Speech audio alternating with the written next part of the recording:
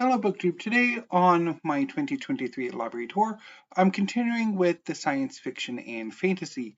Today I'm doing these last two shelves on this side of this particular bookcase. Let's get going. First is Have Mercy by Jada Jones and Danielle Bennett. This is the first book in, don't know exactly how long the series is. I picked this up a few years ago because it's a gay fantasy. The main characters are gay, but I haven't gotten around to reading it. I really need to.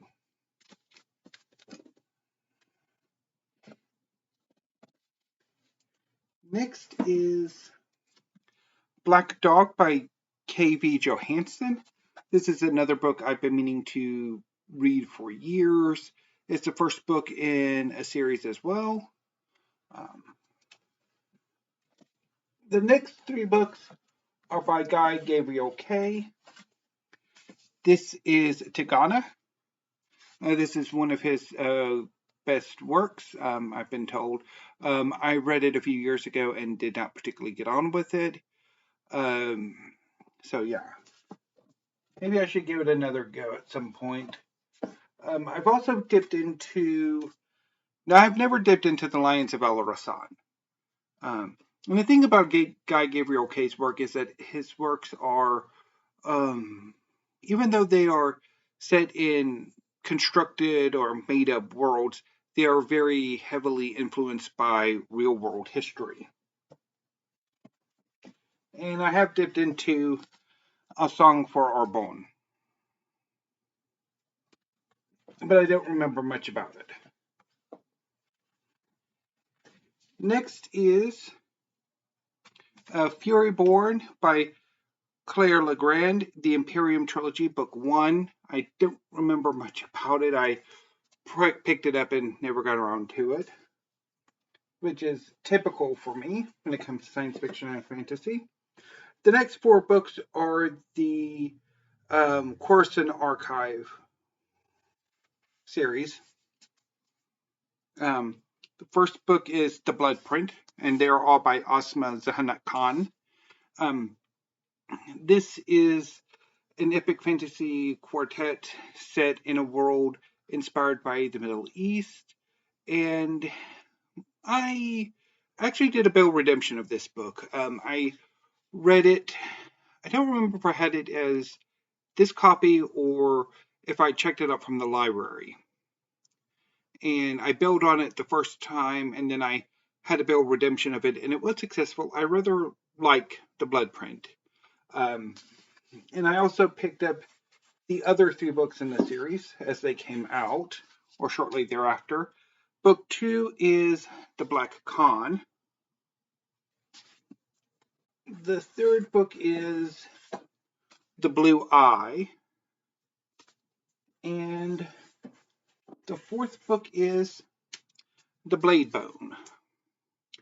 I've never got to The Blade Bone yet. I've been wanting to reread the entire series, but I've never got around to it.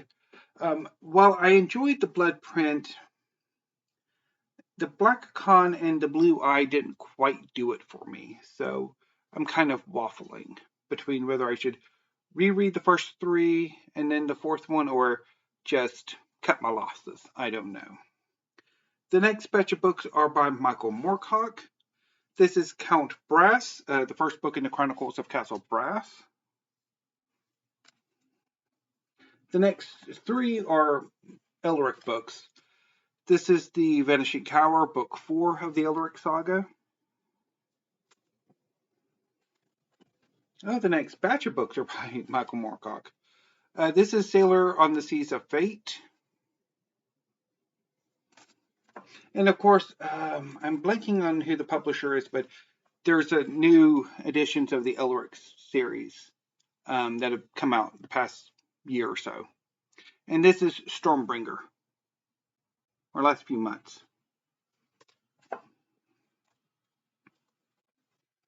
I also have the Dancers at the End of Time series. This is an omnibus that includes An Alien Heat, The Hollow Lands, and The End of All Songs. I also have the Hawkmoon trilogy, which includes The Jewel in the Skull. No, it's a quartet. The Mad God's Amulet, The Sword of the Dawn, and The Rune Staff. Michael Moorcock has a number of series running, although his most famous and the one that I think he's still working with is Elric. This is Tales from the End of Time by Michael Moorcock. We finally leave Moorcock and hit C.L. Moore. This is her stories are about Jirel of Joyery. C.L. Moore was one of the innovators of sword and sorcery. She created the first sword and sorcery heroine, Jirel of Joyery. I've heard a lot about Jirel, and I eventually picked up this edition, or this collection, although I can't say I particularly care for the Jirel of Joyery books. They're all very samey. I mean, the first story's okay, but the rest of the series is basically rehashes of that first story. I also have the Northwest Smith stories, again by C.L. Moore, and Judgment Night. Moving on, I have a superhero novel, Hero by Perry Moore. This is a gay superhero coming out story that was rather popular in the mid-aughts. Was at one point going to be a movie or TV series, although that never came to fruition, and Perry Moore died about 5 to 10 years ago, if I remember. I've been meaning to revisit this book. I did bail on it a few times, but I've always really wanted to read it. But yeah, you know how I am by now. This is The Still Remains by Richard K. Morgan. This is a grim, dark, epic fantasy novel, the first in a trilogy that I quite like, although maybe the one read was enough, and not necessarily collecting the first 2 books. I also have The Cold Commands, which is the second book in the trilogy, and not as good as the first. Which is kind of the thing. It's sometimes a one and done is better than more. I mean, I understand the reason why trilogies and quartets or tetralogies or longer series are so popular, both with writers and with readers, but sometimes just the one book would be enough. Ouch. Next is The Song of All by Tina LeCount Myers. This is a first volume in a series called The Legacy of Heavens. I guess I must have, a lot of these I saw on SFF 180 smell bag and thought they were interesting and picked them up, but I've never gotten around to them. So I can't really say much about this one.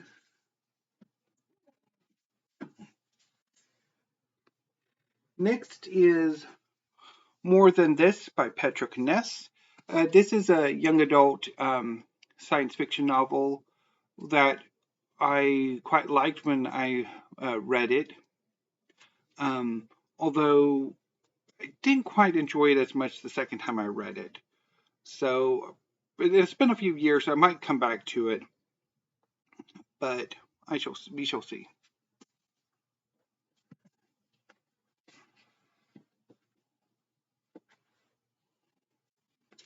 Next is The Ringworld Engineers by Larry Niven, which I have not gotten to. And then I have Winter of Ice and Iron by Rachel Neumeier, which is the book I keep forgetting is the 12th of my 12 TBR. Anyway, so again, I don't know if this is the first book in the series or not. It probably is because, of course, it is. I saw it on again SFF 180's mailbag, and I thought at the time it sounded interesting, and picked it up and never got around to it. The next 6 books are all by Peter Newman. So the first 3 are a trilogy, and the second 3 are a trilogy that are not connected. So this is The Vagrant by Peter Newman.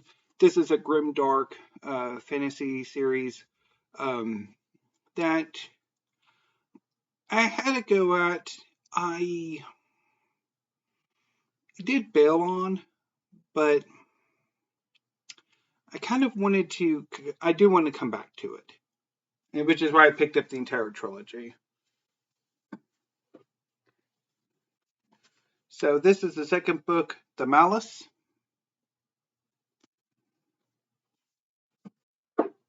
And the third book is The Seven. I also have another trilogy by him. The first book is The Deathless. And I picked these up from Book Depository. The Ruthless. Rather love that cover. And The Boundless. Again, lovely cover. Especially that green. And then I have a few books by Andre Norton. This is The Beastmaster, which has absolutely nothing to do with the movie starring Mark Singer, I don't think. I've read one Andre Norton, maybe 2 Andre Norton books, one of which I remember kind of liking, but that was years ago, and the other one I didn't quite get on with. This is Quag Keep. And Starborn. And the last batch of books on this shelf or the last batch are all N.K. Jemisin. The rest of her work, besides the Broken Earth, which is up there. So this is the Inheritance trilogy. This is her first batch of novels. I read the first one, The 100,000 Kingdoms, and did not get on with it, but I wanted to do a Belle Redemption of it, and have not gotten around to it yet. I also tried the first book in her Dreamblood duology, The Killing Moon, and didn't get on with it. But it did not stop me from getting book 2. I think I actually picked up this one before I did. So anyway, and this is The Shadowed Sun. And finally, well, 2 more books actually. How Long Till Black Future Month. This is a short story collection that is rather mixed. There are some that I liked and a lot that I did not like. And finally,